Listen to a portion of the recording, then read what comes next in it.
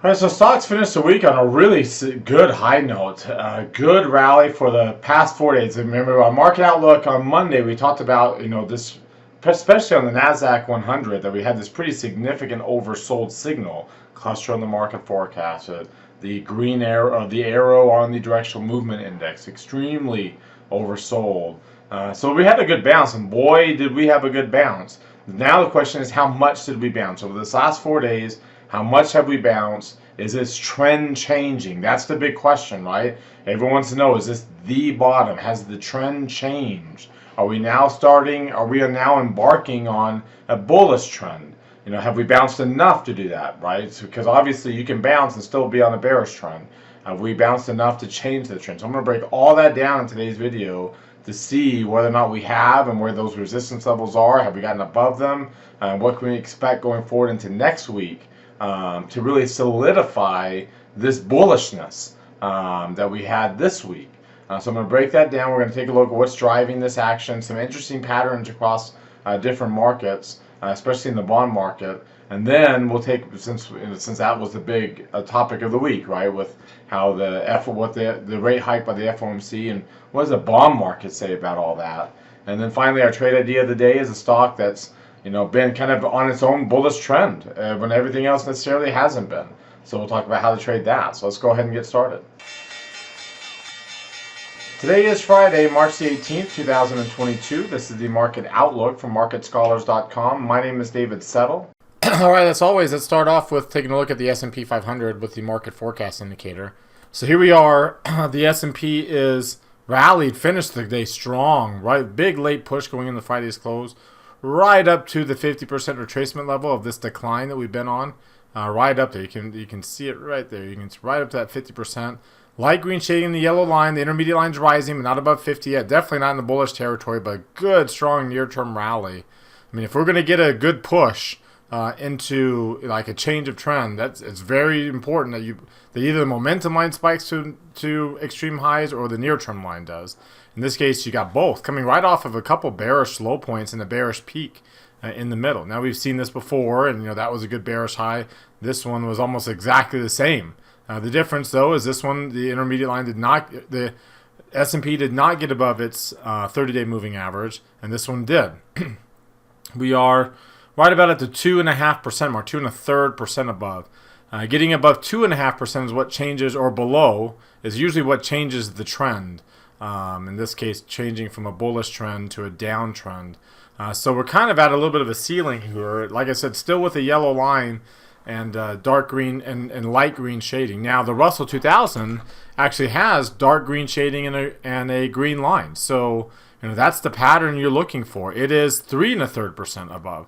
So a little bit more above that 2%, 2.5%. Its intermediate line's already almost into bullish territory. So you actually are getting the difference, though, is you remember the S&P is sitting at the 50% retracement of the bearish run.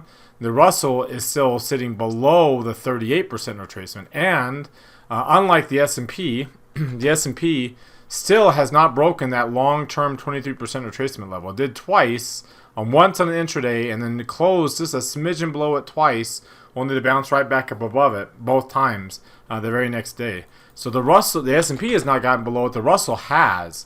And the 38% retracement of the current bearish run is sitting right on top of that long-term 23 retracement. So there is some significant resistance for the Russell in that area, right? Getting above it would be a great breakout, but getting to it is a pretty significant resistance level, as you saw it on the S&P 500 too. The Nasdaq actually did get right to it, so the Russell's a little bit off of it. The Nasdaq is sitting right on it. So it got right up to a great move to get up to it, and now it's sitting right there, right at that old 23% retracement, right at the 38 of this bearish move. So it also fell below that 23, and again, unlike the S&P. And so now that it's going back up is a resistance for it. Remember, it got the cluster on Monday that we talked about, and the DMI changed too. We'll talk about that here in just a second. Let's take a look at their weekly charts. So let me zoom out here to the weekly and take a look at the SPX first. big spike higher in the momentum line, right? Getting up above. You can see the intermediate line is in bearish territory, and it turned up slightly. The near-term line also bounced up, but not quite like strong. So we kind of need to see it. It's a great 1 week move, but it looks like we're going to need to see a little bit more of a follow-through, especially on this near-term line, to really change things around. Like, again, the last time we had the intermediate line on the weekly chart in bearish territory, you can see the near-term rally was strong, and 1 week got you to but by the time we were done, the near-term line got way up there. So good change of trend. We were well below the moving average too. Over here, same thing happened. You got the cluster on the weekly chart. We didn't quite get a cluster here, but you got a cluster on the weekly chart, and boom, that near-term line spiked out of the bearish territory and right up into strong levels, and you were able to really kind of change the trend there. Going back out to 15 and 16, the last time, another correction. The intermediate line got down there. Boom, that near-term line really broke out as we had this good run, multi-week run, not just 1 week, but a multi-week run to get you. Yeah, we had some follow-through on the one strong week. And then 2011 was right there. 2011, you can see we came down, the intermediate line came down, and boom, the near-term line spiked out of there. We had a little bit of a selling, but we were able to really get going to the upside. So this is just 1 week. So I think we're going to need to see some follow-through. So before we got this move here, now granted we were well above in the intermediate. Let's go back to this one. By the time we got this move to get up into that week, we were sitting at 86, and then this week we were sitting at 57. Right now we're sitting at 64. So you can see if we can follow through with another good week or two, especially if we can get above that 62% retracement, which would also be the 30-week moving average, then we can really get things going. But if we hold resistance, and the near-term line breaks back down with only dipping its toe in bullish territory, as we saw in the daily chart, that can be a really bearish signal. So 1 week is great. Now we need 2, right? Now we need 2, and we need 3 weeks to really confirm the bullishness. You can see the momentum line spiking to really low levels, but that the intermediate line is so low, it's going to take a bigger move on the near-term line. So more than just 1 week. Great week, but we're up to 60. Over here we were up to 56, after 2 good weeks. So now we know a third week got you to 84, and so on. And so, a good week next week would get us up to those levels. But if we can't follow through, then we see what happens. The Russell's a little different.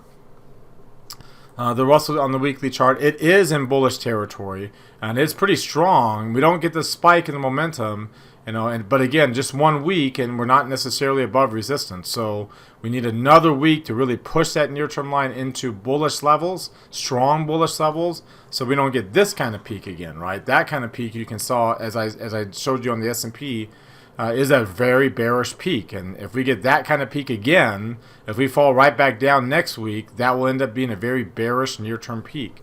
And it will kind of nullify all this great bullishness that we had this week. Let's take a look at this chart. Remember the other weekly chart. Sorry, it's this one here.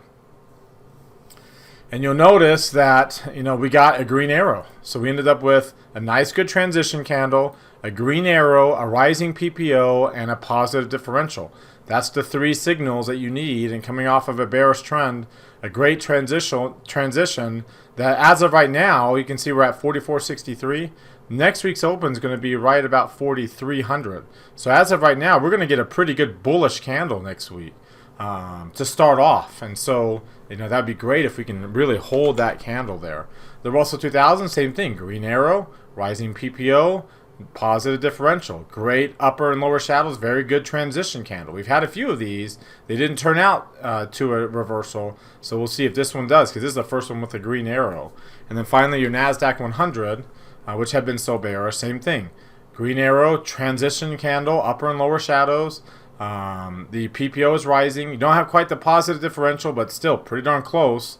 So really, really good patterns across the board on all of these, right? Good follow through next week would really solidify these signals here. If I take a look at let's take a look at the 3 green arrow chart first.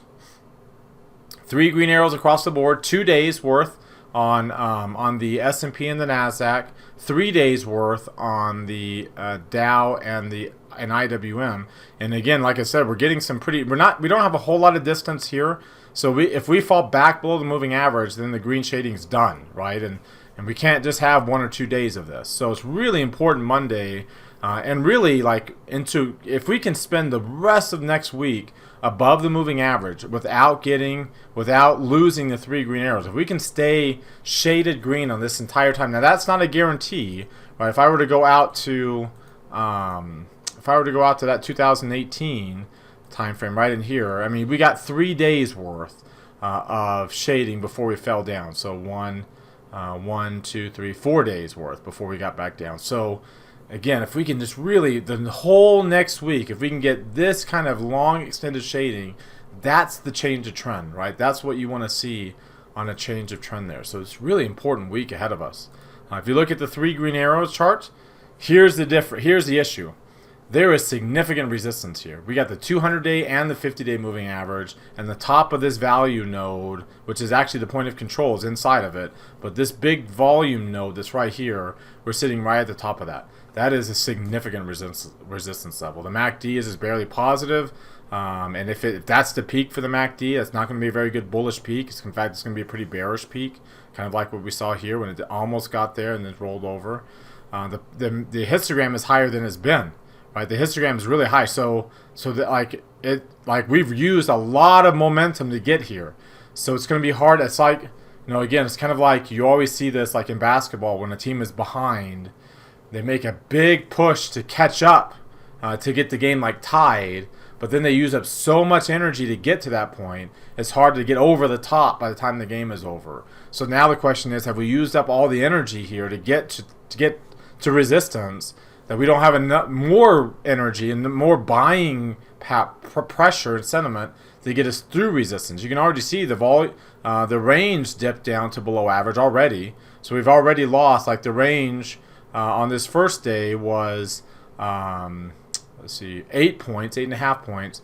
Then we had a 10.8 point range. Then we had a little less than 8 points, and then now 7.64. So we're not getting consistently above average ranges. In fact, you only had really 1 day that was above average that got you here.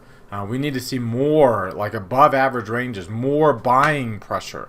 I didn't show you the volume here. When you see the volume, was below average. Right now, albeit the average is higher, but the average has actually been falling, and we've been below average all except for the 1 day that we had the big range. Every other day has been below average on the range and below average on the volume. That's not typical of trend-changing behavior, right? That's actually very typical of moves heading into resistance behavior.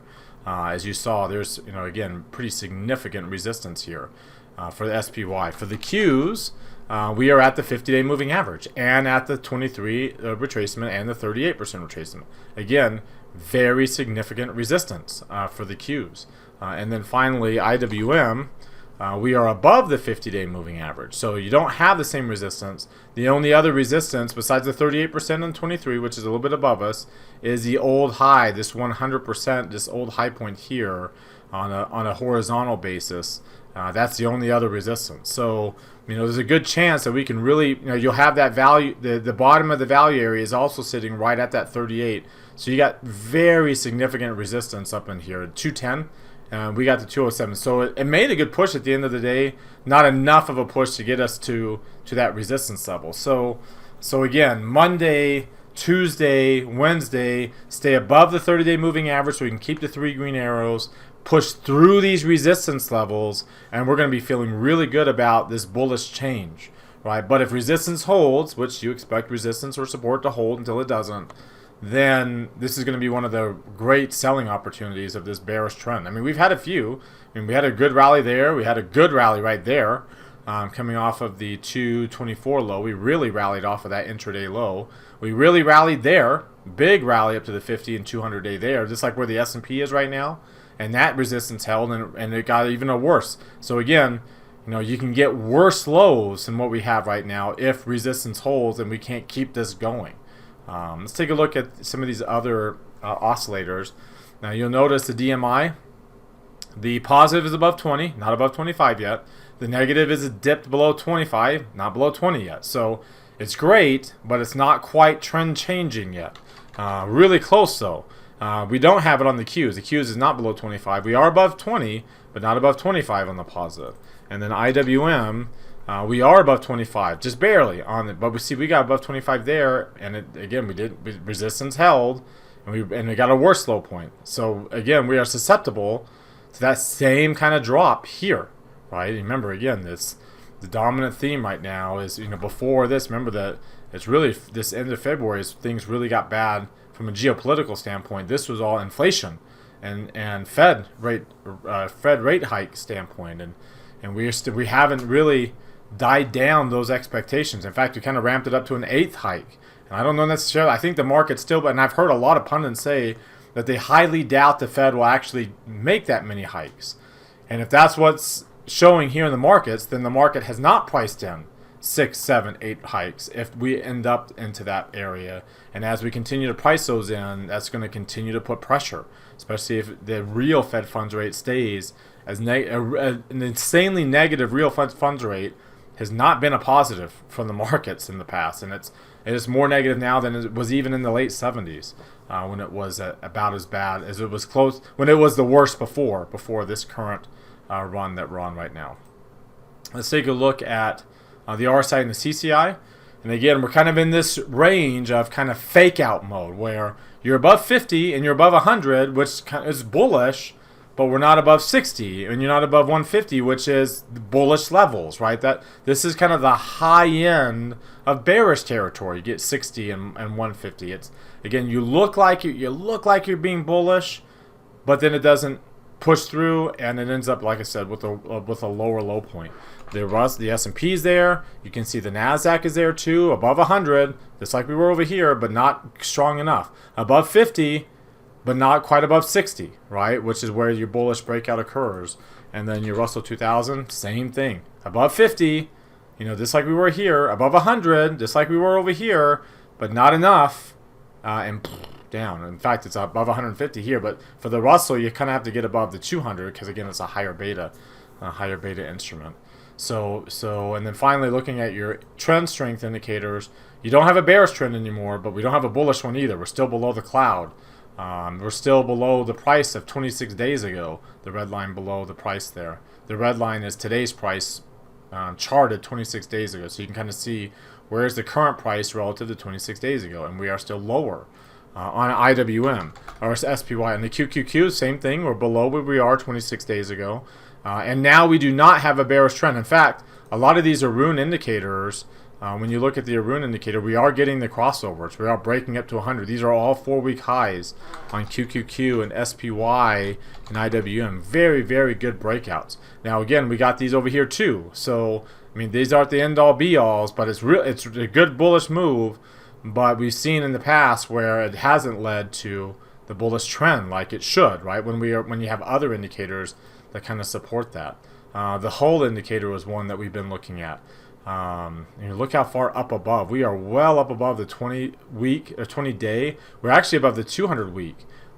So we really got a good change going, but we don't have the 200-day, changing. SPY is not above its 200-day, but it's still way up above its 20-day.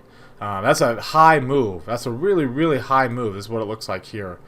Now, really, really high to get above the 20 days. That means, again, we spent last time we got this high, you can see ultimately we got to a lower low. We don't want to be that high, right? You want to be nice and gradual, nice and smooth. We don't want to blow off top move and not able to sustain it. We saw that here, QQQ. That's what I wanted to show you. Also still below the 200-day. You can see all that resistance, and it's even further. Again, we got up there here, and that led to a lower low. So it's not the greatest thing, right? It's not a higher high, and it led to a lower low last time we were this high above the 20-day. It's almost like it's too much too fast for the market to be able to handle, especially heading into significant resistance levels. Being above resistance is great, but being still below these major resistance levels probably not the best thing here. Let's take a look at the Bollinger Bands. So we are in the upper quartile on the S&P, good sign there. But again, change of trend goes with getting above 100, right? So the change in trend when we are changing the trend, you either get below 100, below 0, or you get above 100. So we're not above 100 yet to get the trend changing signal on SPY. On QQQ, we're not there yet either. We're just barely in the upper quartile, but we're not there yet either. And then IWM, we're even better, but still not above 100. Still not to that trend changing mark. Kind of give you an idea of what that looks like here. When we broke out there, we broke out with a trend change above 100, right? When we broke down over here, we broke down with below 0. You know, and again over here, we broke down below 0. That's when the trend changed, and so we're not getting above 100 on any of these yet. So that's a very important thing to watch. Looking at the 4-week chain, the intraday moves. I mean, look at that strong move to the upside. Very, very strong move. Though the volume really tapered off yesterday. Higher high, higher low, closing above yesterday's high, closing well above last week's high point on SPY. IWM, same thing. Higher high, higher low. And then QQQ, we are higher high, higher low, well above yesterday's high, way above last week's high. Almost a little parabolic on the short term. That's a very, very strong rally. Like I said, you know, almost a little parabolic there on the very, very short term move there. In fact, if you were to kind of go to the DMI, but instead of doing it on a daily chart, kind of do it on a more of an intraday chart. Here, let's go like to an hourly chart. You can kind of see how we went a little parabolic here to the upside with this, you know, to a degree. The negative indicator got all the way down below 10, just like because we went up so far, so fast on this hourly chart on this big move. Interestingly enough, you got a lot of lower shadows here. Let me get rid of. Let's see if this makes a difference here. Let me get rid of the extended hours. There we go. So you can see how parabolic we've gotten here on this move. Let me go to like a half hour. You know, really big, strong, big push there. You know, big push there with the arrows. And then now the next push, you know, it's a little too much too fast. As you can see on all these other instances, it ends up setting the low point. And this, you wonder if it will end up setting the high point here. All right, let's take a look at volatility. One more thing. Volatility ended up coming down to the 90th percentile, was a little bit below it all day, finished the day above the 90th percentile. This can act when you're on this bullish trend for volatility, it can act as a support level down there. So, you know, again, it's very, I mean, we might be at this level. We got a dip below 25 a little bit. We're not obviously below 20 yet, but you know, the VIX may very well be at a pretty decent support level here. Going into next week. Again, really important next week. Now, I lean towards resistance holding till it doesn't. So I actually lean this towards a really good selling opportunity. But if we are going to be trend changing, and I am more than willing to change my mind if the evidence shows. If resistance breaks, you'll see me change my mind because I expect resistance to hold until it doesn't. And when it does, then when it doesn't, when we break, then we're changing, right? That's how this works. And so I really need to see, to change that expectation, we really need to see this continued stay above the 30-day moving average, break through these 38% Fibonacci levels, break down in volatility, ideally get back below 20, but break down in volatility and really continue what we saw this week into next week. If we can't do that, then especially if we get back, if we lose the 3 green arrows like Monday or Tuesday next week, which I kind of lean towards that idea, then like I said, this will be one of your better. We've seen lower lows come out of these kind of highs just in the recent past, and you would, you know, again, past precedent, you would expect it to do the same again if we cannot sustain this going into next week. So what do you think? Do you agree with that? Do you disagree? Let me know in the comment section below, especially if you disagree. What charts or indicators are you looking at that tell you why you're either a lot more bullish than I am or a lot more bearish than I am? All right, before we look at some other charts, I invite you to subscribe to our YouTube channel. Mouse over this icon here in the bottom right corner of your screen. Hit the red subscribe button that pops out. There's also one down below the video if you're watching us on YouTube. That will notify you when our videos are posted. Also, while you're down there, hit that thumbs up icon. That tells us 2 things. 1, you liked the video today. 2, you want us to do another one again on Monday. Quick way to give us feedback if you like our stuff. Of course, if you don't like it, you don't have to click on anything. You don't even have to watch if you don't want to. Also, while you're here, comment down there. What stood out to you from the video today? What questions or comments you have about anything I brought up? Post those in the comment section. Join our website at marketscholars.com. There's a link popping out up there in the top right corner of your screen. Click on that link to subscribe to our site for free. Follow me on Twitter for more content between the videos from day to day. There's my handle at DavidSettle42. And join our Market Outlook Facebook group that we've created. All right, if you're watching us on our blog, check out some of these things over here on the right. Click on this icon here. It takes you to our Market Outlook live page on 3:30, Monday, Wednesday, and Fridays. Before the market closes, we take a look at all the trades we've done and prior market outlooks to see whether or not we should stay in them, get out of them. That's what we do. And we also today will put on today's trade idea that you hear at the end of the video before the market closes. So this is where we do that. This is the page. You can also get to it by clicking on Market Outlook Live Trade Review in our menu. If you see here's our upcoming classes, click on View More. That takes you to our calendar. You can see all of our upcoming classes for next week, as well as all the recorded classes for this past week, going forward from here, going back 4 years. Come down here, click on that heart. Look, we almost got to triple digits there. Click on that heart. It opens up this tab. Hit that like button. Also click on this icon. Opens up another new tab.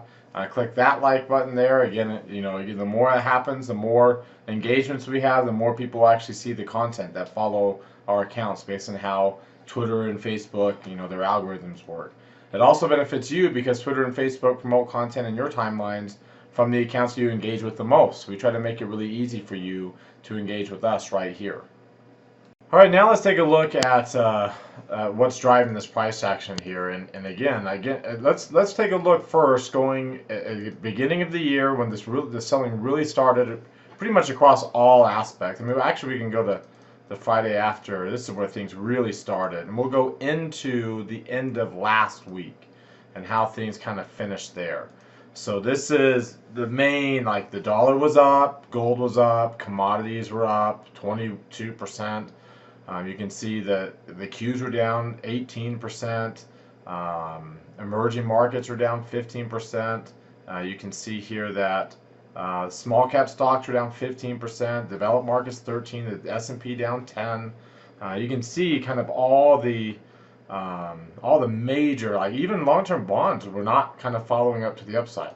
Okay, that was going into this week. Now when you take a look at how things have performed this week alone, and you can see, okay, back to 5 minutes, complete reversal, right? Gold down, commodities down until this last couple of days. Bonds still down, so yields are still rising, and we'll take a look at that here in a minute. The dollar down, and then on the flip side, the Qs are up, small caps are up, emerging markets are up. I mean, essentially, it was just a big snapback rally and reversal of all the really big moves that occurred in the other direction. So, except for one asset class in particular, and that is long-term bonds, which continue to be bearish, right? They've really came down until the last couple of days. They kind of rallied there.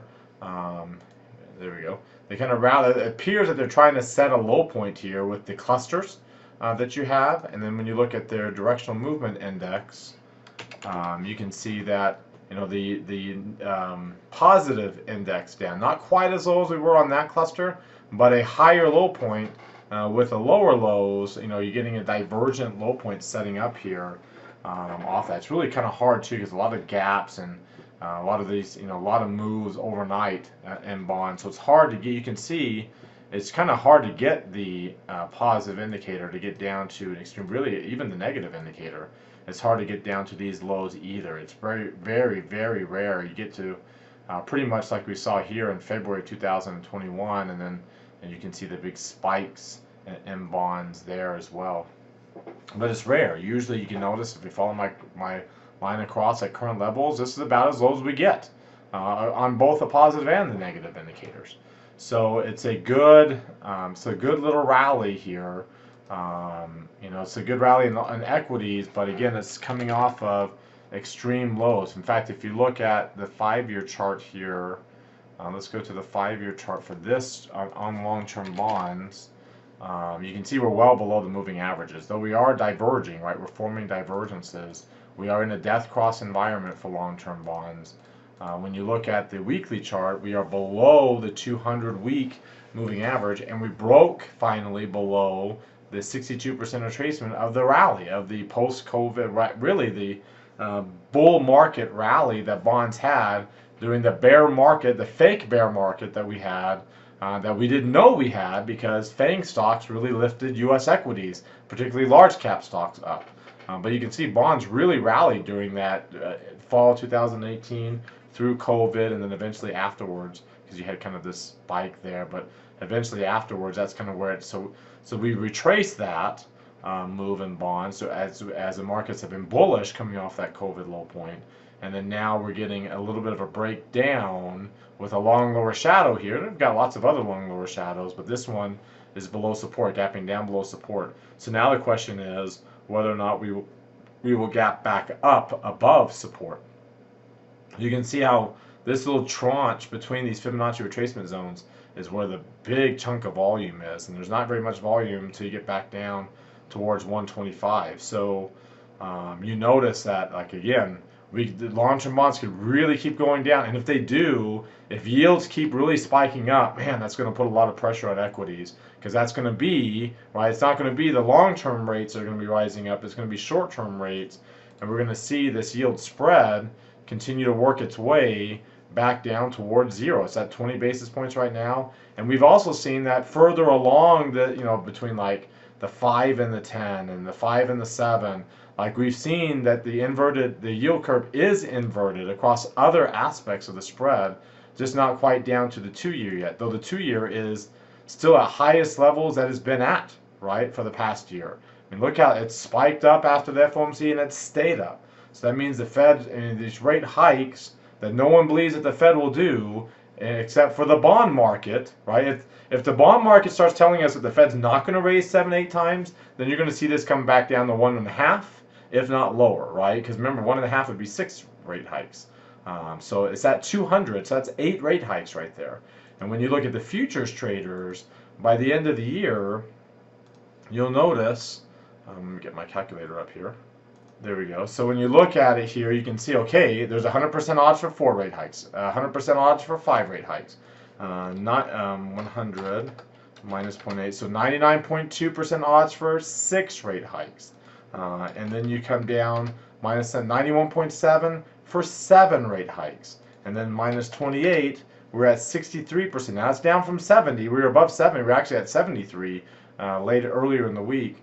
But you're still above 60% for 8 rate hikes. And again, that's what the bond market is also saying, with this being at 200 basis points. So, it's like, again, that's going to put, and I don't think the market really believes that it can, except for some areas of the market. When you look at the skew here, which remember this, when the market is really bottomed out, the skew bottoms out, right? Because now the skew is pricing in a big move to the downside.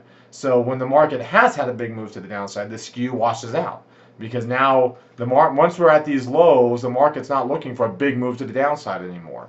Usually the market's looking for a big move to the upside, because you've seen all the tweets about, hey, when we've had this many 1% updates, or when we're down this much, the 12-month returns are 25%, right? So, everybody sees those tweets and expects we should have 25% returns. Well, if we should have 25% returns a year from now, the skew shouldn't be at 136. The skew instead should be at, down in this 120, 117 area.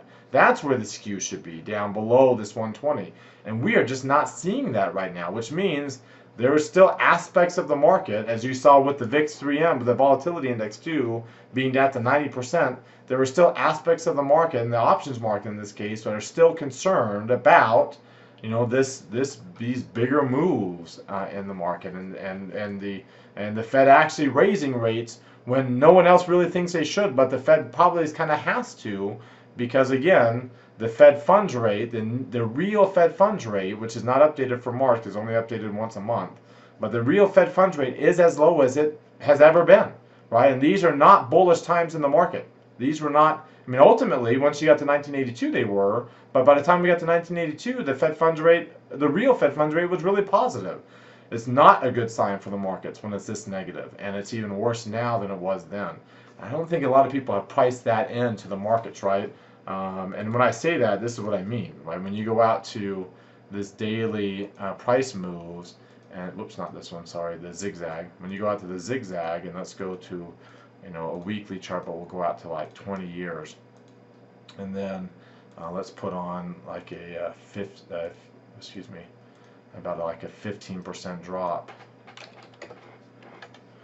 Right? When you see this and you're like, okay, like the S&P still hasn't dropped 15%, right? And you can see all these other red tags coming off of all these big drops, and we haven't, like 15% there in the fourth quarter 2018. We didn't really get one there in 15 and 16. There's your 2011. We don't have one here. We haven't broken the 23%. We don't have one here. And we're coming off of one of the bigger numbers here, and that one's bigger because it's not showing up. It's not showing this one here. But we're coming off of one of the bigger numbers in the green tag, especially over such a short amount of time that we've seen. So, if that's the case, and again, looking at linear regression too, again, usually these corrective moves end. We see we're coming off of 2 standard deviations on the 1-year chart, but on the 10-year chart, we're nowhere near even the median. We haven't even dropped down to the median 10-year trend line, which is at 392. They kind of give you an idea where 392 is on this long-term chart. 392 is down here. So that is breaking below 23. It is breaking below the value area. That is a significant breakdown to get down to close to the 38%. That's where the median is, much less getting below the median down towards the 1 standard deviation move. So again, has the market priced in 7 to 8 rate hikes? That's not pricing it in, right? That is just pricing in the potential for any kind of rate hikes. But I think the market still kind of believes that they're not going to be able to do 7 or 8, but not with a real Fed funds rate that's nearly 8% negative, right? That's the concern that hasn't been fully priced in my opinion, to the markets, and why we're still not out of the woods yet here. And this has been a great little rally, but this may be one of your better selling rallies that we will have seen during this decline by the time this corrective move is done. See, again, remember, a correction doesn't occur until you break the 50-week moving average, which it has, but it doesn't end until you hit the 200, and we haven't even come close. And we're actually at another resistance level, the 17-week moving average for the S&P 500. All right, let's take a quick look at how the sectors have been, how they've been doing, and how they did this week. So let's go right here to the comparison chart, and then let's go to the weekly chart. Right there. There we go. So look at what rallied. Financials rallied. Financials really had a good week, which is interesting because the yield spread dropped this week, and financials really suffer from the yield spread. So this is very headline driven on a rate hike, but the reality is the yield spread went down, and so again, I think that's going to be a rally that's not going to hold very well, and it might end up leading to a lower low point because it's gone up too much. XLK, XLY, I'm not surprised they went up. XLC, because they've been so oversold, so a little bit more of a oversold technical rally. Again, if I were to go out to that Friday after Thanksgiving, let me change that from a 5-month to like a 30-minute. There we go. So again, the reason why they've rallied the most is because they're down the most, and they're still down the most. Right? Again, it kind of shows just how bearish they were. And if you look at their relative strength on a rotation graph here, let's go to the sectors. On the weekly chart, they are still the lowest. All 3 of them are still the worst relative strength because they're the furthest to the left. And except for a little drop in real estate, they're also the 3 lowest momentum. Even with this great week, they're still the 3 lowest momentum. And then as you can see, utilities and staples and energy are your 3 highest relative strength and highest momentum as well. So 1 week still hasn't changed that trend, despite how nice and very strong that it actually was. Right now, so far a trade idea of the day, I wanted to take a look at Marriott. So let's take a look at Marriott here. And you notice it's got dark green shade in the green line. So it had dropped too, not nearly to the extent as the rest of the market, and then really rebounded pretty sharply, well above its 62% retracement of this decline. And now we got dark green shade in the green line. The intermediate line is actually crossing above its market sentiment line, but still not in bullish territory yet. Good bullish near-term run into the upper reversal zone. So that looks really good. When you look at its weekly chart here, you can see we're getting, again, a bullish candle after a couple bearish ones. back to a green arrow, so back above the 10-week moving average. PPO's rising, positive differential. So you have your three things that we look for on that particular chart. When you look at it, the 2-line version, you can see you're back above the 30-day moving average, the 8 days back above the 17-day. They're both trying to get back above the 50 right now and trying to make a run back above the 30 as well, getting above the value area again. So we're in bullish territory. You can see we're back above, like I said, that 62% retracement, kind of a shelf of volume here as well. Not very much volume to the upside after that. When you take a look at the RSI and the CCI, we're kind of stuck in that mode. We're kind of bullish, but we're not really bullish, right? Above 50, above 0, but not above 150, not up to these higher levels, not above 60. So we're not really getting up to strong levels there.